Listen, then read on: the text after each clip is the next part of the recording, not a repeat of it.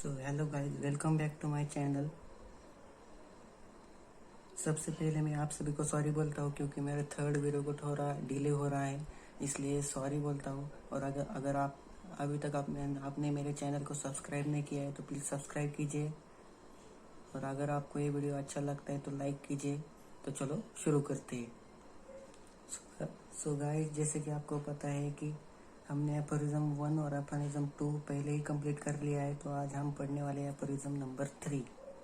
So guys, the aphorism number 3 basically हमें कहना क्या चाह रहा है कि कोई भी पेशेंट को अगर फिजिशियन को क्योर करना है तो उस फिजिशियन के पास कुछ की फैक्टर्स होनी चाहिए, कुछ क्वालिटीज़ होनी चाहिए। वो सब क्वालिटी क्या होनी चाहिए वो हम इस एफोरिज्म में देखने वाले हैं। इस एफोरिज्म में फिजिशियन की 8 ऐसी क्वालिटीज़ बताई है जिसकी वजह से वो पेशेंट को क्योर कर सकता है। तो चलो स्टार्ट करते हैं। तो बिल्कुल लाइन टू लाइन देखेंगे हम। If the physician clearly perceives what is to be cured in the disease, that is to say in every individual case of disease, मतलब knowledge of disease। तो फर्स्ट क्वालिटी क्या बताइए, the knowledge of disease होनी चाहिए। Next क्या है, if he clearly perceives what is curative in medicine, that is to say in each individual medicine, मतलब क्या, the knowledge of the medical power, मतलब उसको क्या होनी चाहिए, नॉलेज ऑफ मेडिसिन होनी चाहिए। ये सेकंड पॉइंट हो गया। फर्स्ट क्या हुआ, द फिजिशियन को क्या होनी चाहिए, नॉलेज ऑफ डिसीज होनी चाहिए। And the second point was the knowledge of medicine होनी चाहिए। And when we come towards the third points, if he knows how to adopt मतलब to apply. If he knows how to adopt according to clearly defined principles, मतलब principles के according उसे कैसे apply करना है। What is curative medicine to what has to discovered to be undoubtedly morbid in the patient, so that the recovery must ensure. मतलब third quality क्या हुई, knowledge of application, the knowledge of application. तो physician को क्या चाहिए, knowledge of application होनी जरूरी है। द फोर्थ पॉइंट वाज क्या है, to adopt it as well in respect to suitability of the medicine most appropriate according to its mode of action to the case before him, मतलब क्या, the choice of remedy. तो हमने अब तक कितनी देखी, द नॉलेज ऑफ डिसीज होनी चाहिए, नॉलेज ऑफ मेडिसिन होनी चाहिए, हाउ टू अडॉप्ट मतलब नॉलेज ऑफ एप्लीकेशन होनी चाहिए, एंड द फोर्थ वाज क्या, द चॉइस ऑफ रेमेडी होनी चाहिए, चॉइस ऑफ रेमेडी। आगे देखते हैं, as also in respect to exact mode of preparation and quantity of it required.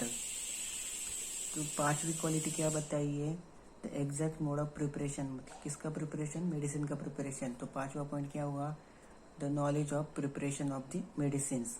Okay, knowledge of preparation of the medicine and the quantity of it required. Quantity मतलब क्या, उसका dose.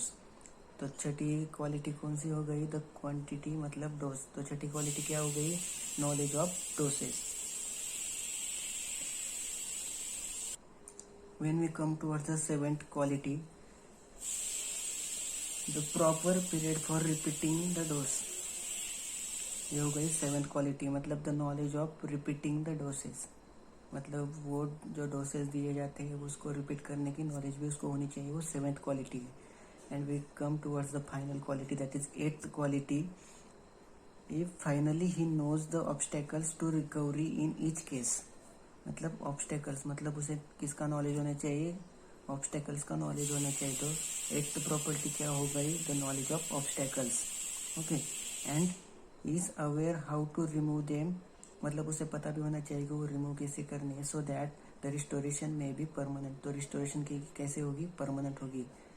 And then he understand, he means कौन, physician. The doctor हैंडमैन ऐसे बोलते हैं कि जो ये एट्थ क्वालिटी, एट कौन सी quality, knowledge of disease, knowledge of medicine, then the knowledge of application, then the knowledge of choice of remedy, then the knowledge of the preparation of the medicine, then the knowledge of the dosage, then the knowledge of the repeating the dosage, and the last one was the knowledge of the obstacles. ये सारी properties अगर physician के पास होगी, then he understand how to treat the judiciously and rationally and he is the true practitioner. मतलब जब ये सारी क्वालिटी एक फिजिशियन के अंदर होगी तो क्या होगा, true practitioner of the healing art. ये कुछ ज़्यादा ही बड़ा हो गया, इसलिए हम इसको एक एक पॉइंट के साथ हम पढ़ेंगे कि डॉक्टर हैनीमैन हमसे कहना क्या चाहते हैं एक एक पॉइंट्स के अंदर, मतलब एक एक क्वालिटीज़ के अंदर। तो चलो देखते हैं। सो गाइज, आप यहाँ देख सकते हैं कि मैंने जो एफरिज्म में जो 8 क्वालिटी बताई है, मैंने सारे एक पेज पे रिटर्न कर लिए। So the first property was और the first quality was the knowledge of the disease, then the second was the knowledge of the medicine, then the third was the knowledge of the application of the medicine, then fourth was the knowledge of the choice of remedy, fifth was the knowledge of the preparation of the medicine, sixth was the knowledge of the dose, seventh was the knowledge of the repeating doses, and the last one was the knowledge of the obstacles. So इस सारी properties को हम एक एक करके detail में पढ़ेंगे। So when we come towards the first quality of the physician, the knowledge of disease, तो फिजिशियन को डिसीज की नॉलेज क्यों होनी चाहिए?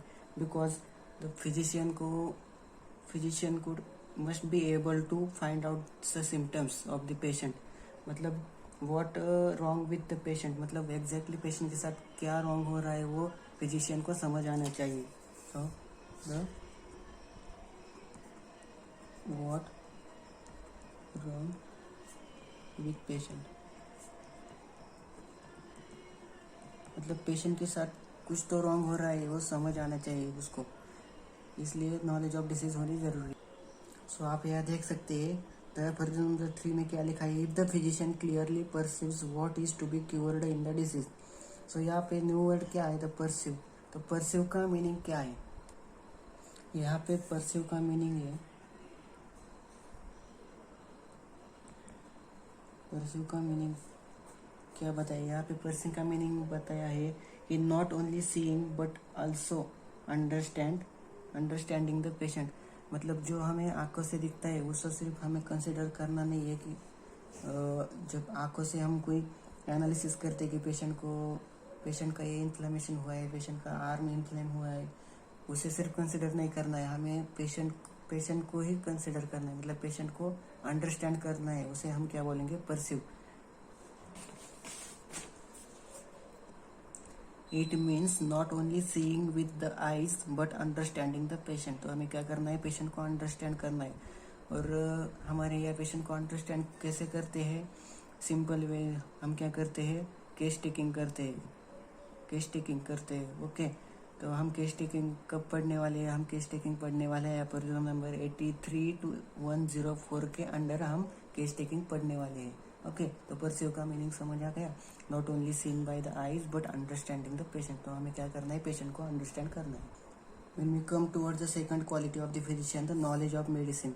तो नॉलेज ऑफ मेडिसिन होने की क्या जरूरत है, तो फिजिशियन को क्या होना चाहिए, तो physician must know about the properties of the medicine. The physician must know about properties of the medicine. तो फिजिशियन को क्या पता होनी चाहिए, मेडिसिन की क्या क्या प्रॉपर्टी है, क्योंकि उसके बेसिस पे वो मेडिसिन प्रिपेयर करेगा ना। During the doctor Hahnemann's time, so doctor Hahnemann के टाइम पे क्या होता था कि जो मेडिसिन थी वो किसके बेसिस पे दी जाती थी, वो ट्रायल एंड एरर बेसिस पे दी जाती थी मेडिसिन। मतलब कोई पेशेंट आता है तो उस पेशेंट को पहले ट्राई करेंगे, पेशेंट के ऊपर ट्राई करेंगे और फिर वो मेडिसिन रेफर करेंगे। सो वो मेडिसिन क्या होती थी, किस किस को बेनिफिशियल होती थी और किस किस को वो बेनिफिट नहीं देती थी। ओके, बट नाउ डेज अब क्या होता है होम्योपैथी में, we employ the process of drug proving. So हम एक प्रोसेस को अप्लाई करते हैं मेडिसिन को प्रिपेयर करने के लिए, उस प्रोसेस को क्या बोलते हैं, ड्रग प्रूविंग बोलते हैं। और उसके बेसिस पे हमें क्या मिलता है, हमें उस मेडिसिन का नॉलेज मिलता है कि वो मेडिसिन किस किस सिम्टम्स पे वर्क कर सकती है या फिर उस मेडिसिन की क्या प्रॉपर्टीज़ है, और उसके बेसिस पे हम नाउ मेडिसिन प्रेफर करते हैं। So when we come towards the third quality of the physician, the knowledge of the application of the medicine. So सीधी सी बात है ना, अगर वो फिजिशियन को नॉलेज ऑफ एप्लीकेशन की नॉलेज ही नहीं है तो वो मेडिसिन कैसे प्रेफर करेगा. So the third quality is most important, that is the knowledge of application of the medicine. वो मस्ट होनी चाहिए, it's important. When we come towards the fourth quality of the physician, fourth quality क्या है? The knowledge of the choice of the remedy. Remedy choose करने की choice होनी चाहिए physician के पास. तो रेमेडी मतलब क्या है? द रेमेडी क्या है? एक मेडिसिन है जो सिम्टम्स के बेसिस पे दी जाती है. ओके, सो बेसिकली एक फिजिशियन को चॉइस ऑफ रेमेडी का नॉलेज होनी बहुत ज़रूरी है, क्योंकि इन होम्योपैथी हम क्या करते हैं, हमारा सिंपल फंडा क्या है? Similia similibus, similia similibus curentur. मतलब जैसे सिम्टम्स होती है उसी सिम्टम्स के बेसिस पर हम क्या करते हैं? रेमेडी प्रेफर करते हैं. So the knowledge of the choice of the remedy is most important, because the हम क्या सिंपल फंडा यूज करती है? Similia similia similibus curentur. Okay, and when we come towards the fifth quality of the physician, that is the knowledge of the preparation of the medicine. मतलब जो medicine वो prefer कर रहा है उसके प्रिपरेशन की नॉलेज भी उसे होनी चाहिए. ऐसा क्यों बोला गया है? क्योंकि अगर उसको उसके कंटेंट ही नहीं पता है, मतलब वो क्रूड फॉर्म में वो पॉइजनस है या फिर वो क्रूड फॉर्म में इनएक्टिव है, वो सब पता होना चाहिए. उसके बेसिस पे वो मेडिसिन प्रिपेयर कर सकता है. इसलिए knowledge of the preparation of the medicine ये भी बहुत मस्ट प्रॉपर्टी है जो फिजिशियन को, हर कोई फिजिशियन के पास होनी चाहिए. When we come towards the sixth quality of the physician, that is the knowledge of the dosage. मतलब जो मेडिसिन प्रेफर कर रहा है वो मेडिसिन का डोज कौन से टाइम पे कितना, मतलब दिन में वो कितने लेनी है, उसका भी नॉलेज होना चाहिए. सी सिंपल थिंग, डोसेज मतलब क्या? The dose is the amount of the medicine which is to be given at a time. मतलब एक टाइम पे जो मेडिसिन का जो अमाउंट दिया जाता है उसको क्या बोलते हैं? डोज बोलते हैं. हमारी होम्योपैथी में क्या होता है? क्वालिटी ज़्यादा, मतलब क्वालिटी ज़्यादा मैटर नहीं करती, सॉरी क्वालिटी ज़्यादा मैटर करती है बट क्वांटिटी ज़्यादा मैटर नहीं करती. मतलब डोसेस की क्वांटिटी कितनी भी चाहे हो, पर हम इम्पोर्टेंस किसको देंगे? हम इम्पोर्टेंस देंगे क्वालिटी को. क्वालिटी मतलब क्या? द पोटेंसी, मेडिसिन की पोटेंसी को हम इम्पोर्टेंस देंगे. सो द फिजिशियन के पास नॉलेज ऑफ डोसेज भी होनी चाहिए, because too less dose will not produce any reaction. मतलब अगर कोई पेशेंट है उसको अगर हाई डोसेज की ज़रूरत है फिर भी हम लो डोसेज दे रहे हैं, मतलब लेस क्वांटिटी में दे रहे, तो उसके कोई रिएक्शन ही नहीं होगा, वो क्योर ही जल्दी नहीं होगा. ओके, सो इसलिए हमें नॉलेज ऑफ द डोज भी ज़रूरी है. And the seventh quality was the knowledge of the repeating of the dose. So the basically the repeating of the dosage का मतलब क्या है? The physician must know the interval eight which the medicine should be repeated. मतलब physician को पता होना चाहिए कि हमें कौन से इंटरवल पे और कौन से टाइम पे वो मेडिसिन रिपीट करनी है, मतलब मेडिसिन का रिपीटेशन करना है, वो भी उसको पता होना चाहिए. अगर ऐसा हो कि अगर हमने कोई मेडिसिन प्रेफर की है लेकिन उसकी पेशेंट को ज़रूरत ही नहीं है रिपीटेशन की ज़्यादा, फिर भी हम उसको रिपीटेड उसको प्रेफर कर रहे हैं, तो उससे क्या होगा? उससे ओवरडोज का भी चांसेस होता है. सो इसलिए फिजिशियन को क्या होना चाहिए? The knowledge of the repeating process, इसकी भी नॉलेज होनी चाहिए. And when we come towards the last quality of the physician, that is the knowledge of the obstacles. मतलब ऑब्स्टेकल्स मतलब क्या? Those factors that do not allow the given medicine to work. मतलब those factor